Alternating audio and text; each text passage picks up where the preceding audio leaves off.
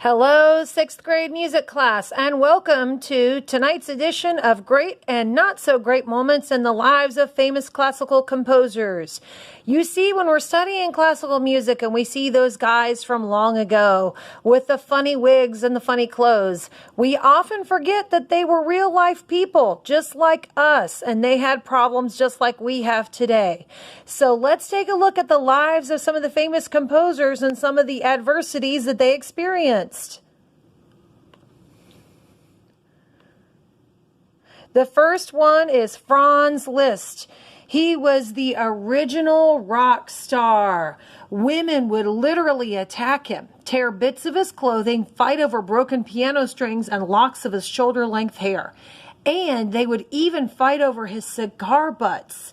He was someone who, like a great speaker, was able to capture an audience.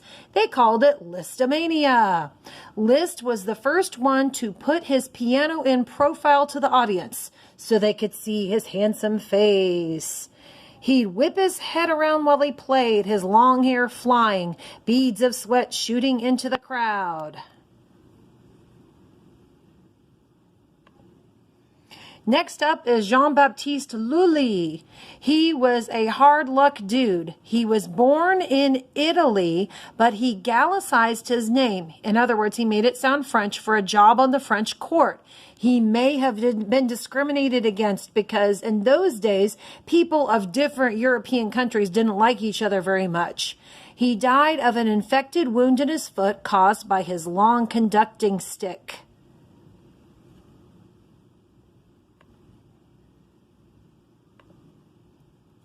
Ludwig von Beethoven from Germany.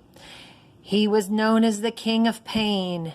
His father was kind of mean to him. One time he said, "What silly trash are you scratching together now? You know I can't bear that scratch by note. Otherwise your scratching won't amount to much." He was known to be a heavy drinker.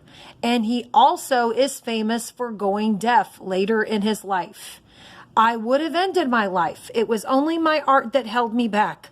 It seemed to me impossible to leave the world until I had brought forth all that I felt was within me." It's known as the Heiligenstadt Testament and was published in 1828.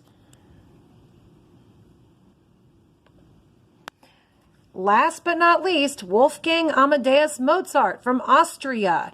He was a child star who fell hard. His first symphony was written when he was only 8 years old. Towards the end of the decade of the 1780s, his life was racked by financial woes, having limited his appearances. He spent more money than he earned, in other words, and he got kind of depressed because of it. And he died of an illness at a very young age. So there you have it, boys. We have learned that not every composer had a charmed life.